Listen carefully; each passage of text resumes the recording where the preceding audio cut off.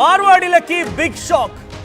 Go back ఉద్యమంలో మార్వాడీల్లో ఆందోళన వ్యక్తమవుతోంది. కామారెడ్డి సదాశివనగర్లో మార్వాడీ షాప్కి నిప్పంటించే సంఘటన మీ అందరికీ తెలిసిందే.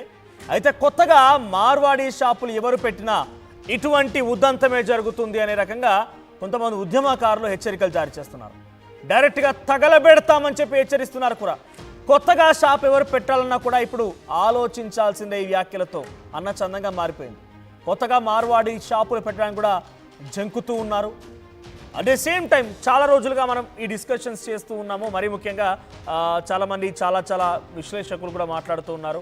సో మొదటగా మాట్లాడినటువంటి ఆ మార్వాడి సమాజానికి సంబంధించిన వ్యక్తులు ఇప్పుడు ఎవరు కూడా మాట్లాడడం లేదు. వాళ్ళంతటా వాళ్ళు ఒక రకంగా నియంత్రించుకుంటున్నారు.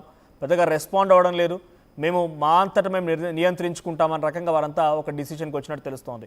పాత వాళ్ళతో ప్రాబ్లమే లేదు. తెలంగాణ రాకమునుపు తెలంగాణలో భాగస్వామ్యంగా ఉన్నటువంటి వ్యక్తులతో ఎటువంటి ఇబ్బంది లేదు. తెలంగాణ వచ్చిన తర్వాత కొత్తగా ఏర్పడ్డ షాపులన్నీ కూడా తిరిగి వెనక్కి వెళ్ళిపోవాలని చెప్పేటువంటి నినాదం ఇంకా మరింత జోరందుకుంది. ఈ నేపథ్యంలోనే చాలామంది కూడా ఆ సమాజం నుంచి మౌనంగా ఉండిపోతున్నారు. ఒక రకంగా చెప్పాలంటే నియంత్రించుకుంటున్నారని మాత్రం చాలా ముమ్మాటికి వాస్తవంగా ఉంది. ఇక తగలబెడతామనేటువంటి ఆ వార్నింగ్ని పిడమర్తి రవి ఇచ్చారు. ఆ వార్నింగ్ చాలా ఉధృతంగా ప్రజల్లోకి వెళ్ళింది.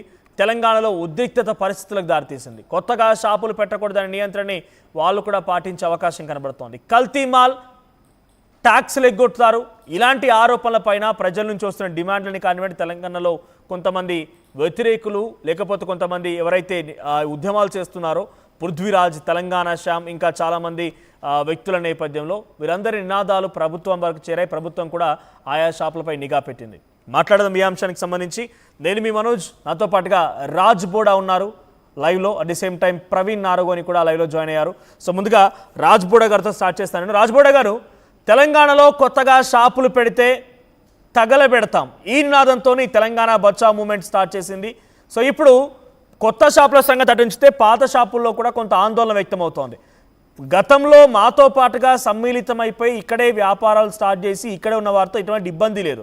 తెలంగాణ వచ్చిన తర్వాత షాపులు పెట్టిన వారందరినీ కూడా వెనక్కి పంపించాలి. ఈ రకమైన నినాదం కొనసాగే అవకాశం కనబడుతోంది. చాలా బలంగా ప్రజల్లోకి వెళ్తుంది. ఎలా చూడాలి? అదే బ్రదర్, సో వెళ్ళగొడతాము అనేది కంటే కూడా ఫెయిర్ బిజినెస్ చేయాలి. అంటే ఎవరైనా సరే ఈ యొక్క ఏమంటారు ధర్మబద్ధంగా వ్యాపారం చేస్తే ఎలాంటి సమస్య లేదు. ఆ ధర్మబద్ధంగా చేసినప్పుడు మన యొక్క తెలంగాణ ప్రజలు తెలంగాణ వ్యాపారస్తుల దగ్గరనే కొనుక్కుంటారు. సో ఇక్కడ బతుకుదేరు లేకపోతే మనం వద్దన్నా వాళ్ళే వెళ్ళిపోతారు. సో కాబట్టి ఫిజికల్ గా వెళ్ళిపోమనే అటువంటి హక్కు మనకి లేదు. మనము మన తెలంగాణ వాళ్ళు లేకపోతే తెలుగు వాళ్ళు గుజరాత్లో కానీ రాజస్థాన్లో వ్యాపారం పెట్టుకుంటే అక్కడి నుంచి వెళ్ళిపోమనే హక్కు వాళ్ళకి లేదు. ఎందుకంటే మనది ఆర్టికల్ 1 ప్రకారం మనం ఒక యూనియన్ ఆఫ్ స్టేట్స్ గా మనం అందరం ఒకటే అని చెప్పి మనం రాజ్యాంగంలో రాసుకున్నాం. భారతదేశంలో ఎవరైనా ఎక్కడైనా ఉండొచ్చు. కాకపోతే ఫెయిర్ బిజినెస్ చేయకపోతే మాత్రం ఖచ్చితంగా కఠినమైన చర్యలు తీసుకోవాల్సిన అవసరం ఉంది. అది ఎవరైనా సరే, అది మార్వాడియా, గుజరాతీయా, తెలంగాణ వ్యక్తియా, తెలుగు వ్యక్తియా. కానీ మనకు వస్తున్న యొక్క ఇది డేటాను బట్టి ఇక్కడ లోకల్ ఉన్న ప్రజలు మోసం చేయట్లేదు, కానీ వీళ్ళు తప్పకుండా మోసం చేస్తున్నారు అనేది మనకు అనేక సోర్సెస్ నుంచి వస్తున్న ఇన్ఫర్మేషన్. అంటే ఒక్కసారి రాజ్బోడా గారు పబ్లిక్ కూడా అపీల్ చేద్దాం.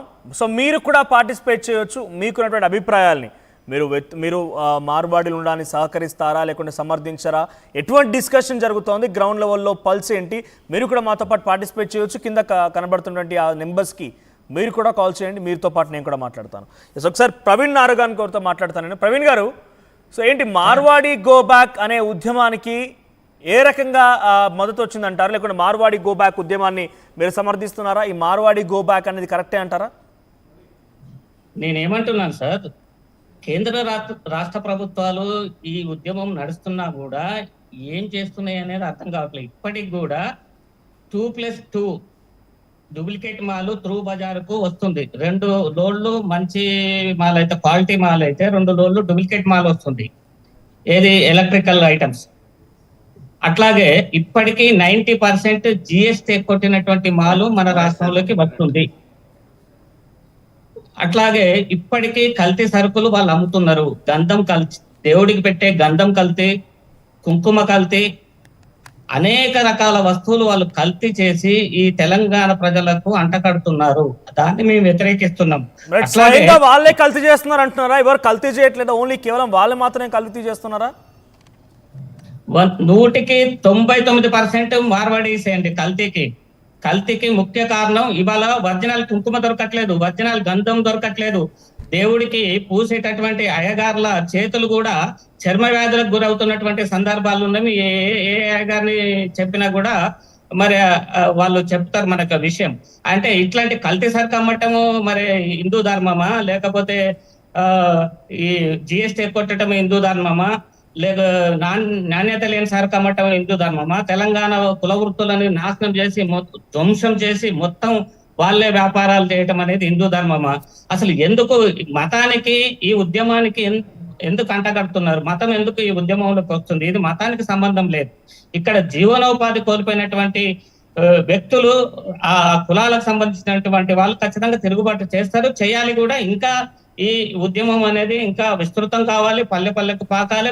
కానీ కల్తీ నిజంగానే జరిగితే కల్తీని అరికట్టాల్సిన బాధ్యత ప్రభుత్వాల పైన ఉంటుంది. కల్తీని కంట్రోల్ చేయాల్సిన బాధ్యత ప్రభుత్వాలు తీసుకోవాలి. కానీ మీరు నిరూపించగలుగుతారా? మీరు మనందరం నిరూపించగలుగుతామా? ఖచ్చితంగా మీ ఆర్టీవీని తీసుకొని నేను ఆగాపురా, త్రూ బజార్, బేగం బజార్, గుజరాత్ గల్లీ, నేను ఆర్టీవీ తోటి నేను వస్తాను. అక్కడ జిఎస్టీ కొట్టిన మాల్లు లేకపోతే నేను దేనికైనా ఒప్పుకుంటున్నాను. అక్కడ కల్తీ మాల్ లేకపోతే నేను దేనికైనా ఒప్పుకుంటాను. అక్కడ ఈ నాణ్యత లేని సరుకులు లేకపోతే నేను దేనికైనా ఒప్పుకుంటున్నాను. ఇక్కడ ఉన్నటువంటి జిఎస్టీ ఆఫీసర్స్ ఏం చేస్తున్నారు, విజిలెన్స్ ఆఫీసర్స్ ఏం చేస్తున్నారు, నెల ఎవరికి ఎంత మామూలు పోతున్నాయో అందరికీ తెలిసినటువంటి విషయమే. రాష్ట్ర ప్రభుత్వం ఇంకా ఈ ఉద్యమం, ఈ నకిలీ వస్తువుల మీద, వీళ్ళు జిఎస్టీ కొట్టుడు మీద ఇంతగానో ఉద్యమం జరిగి పబ్లిక్ లోకి వెళ్తుంటే కూడా రాష్ట్ర ప్రభుత్వం అసలు చర్యలు చేపట్టడం లేదు. ఎందుకు? ఇప్పటికీ ట్రాన్స్పోర్ట్లలో నకిలీ మాల్ వస్తుంది, జిఎస్టీ కొట్టినటువంటి మాల్ వస్తుంది, 2+2 లోడ్స్ వస్తున్నాయి, డూప్లికేట్ మాల్. మాట్లాడదాం, కొన్ని టెక్నికల్ టైమ్స్ కూడా చెప్తున్నారు, మీరు మాట్లాడదాం. బిఫోర్ దట్ ఒక కాలర్ ఉన్నారు, విష్ణు ఫ్రమ్ హైదరాబాద్. విష్ణు గారితో మాట్లాడతాను నేను. విష్ణు గారు మాట్లాడండి.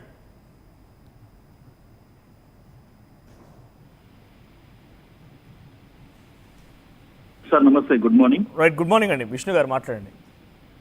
సార్ నా పేరు విష్ణు, హైదరాబాద్. యాక్చువల్లీ సార్ నేను అబ్జర్వేషన్ ఏంటంటే సార్, ఒక 10 days డిబేట్ నుండి యాక్చువల్లీ ఈ మార్వాడి వాళ్ళు మొత్తం అక్కడ ఉన్న ఎంప్లాయీస్ అంతా వాళ్ళ స్టేట్ నుంచి తెచ్చుకున్నారు సార్. మొత్తం వాళ్ళ దగ్గర ఉన్న వాళ్ళు ఆ రాజస్థాన్ ప్రాంతము, ఆ గుజరాత్ వాళ్ళనే పెట్టుకుంటారు.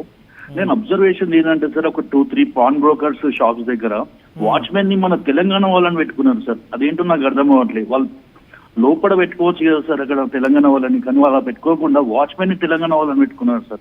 సో మీరు అంటుందంటే లోపల షాప్ లో పనిచేస్తుంది, వాళ్ళు తీసుకొచ్చుకునేవారు, తెలంగాణ వాళ్ళేమో వాచ్మెన్ గా ఆపేసారు. ఎస్ సార్, నేను చూశాను సార్, 2-3 దగ్గరలో చూశాను సార్. నేను ఒకటి అంబర్పేటలో ఒక ఏరియాలో ఒకటి చూశాను, అండ్ ఎల్బీ నగర్ ఒక ఏరియాలో చూశాను. ఇది చాలా దారుణమైనది సార్. అసలు నేను చూసి షాక్ అయ్యాను. లోపల మొత్తం ఏమో వాళ్ళే ఉన్నారు.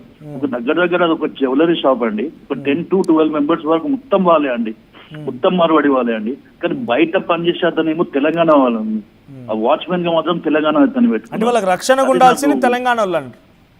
అదేనండి, అది ఎలా అసలు పాసిబుల్ అర్థం అవ్వట్లేదండి. సో ఇప్పుడు ఇది కరెక్టే అంటారా? మార్వాడి గో బ్యాక్ అనేటువంటి మూమెంట్ కరెక్టే అంటారా? అంటే కరెక్టేనండి, మూమెంట్ అనేది కొంచెం కరెక్టేనండి. ఇదైతే వాళ్ళని మనం వెళ్ళిపోమని అనట్లేదు, కొన్ని విధానాలు మార్చుకుంటే మంచిది అన్నట్టు. వాళ్ళు చేసేది విధానాలు కానీ ఇవన్నీ కానీ కొంచెం మార్చుకుంటే మంచిది. మన లోకల్ వాళ్ళకి కూడా వాళ్ళు అందులో జాబ్ ఇవ్వాలి, వాళ్ళకు కూడా పని నేర్పించాలి, వాళ్ళు కూడా కొంచెం బాగుపడతారు కదండి.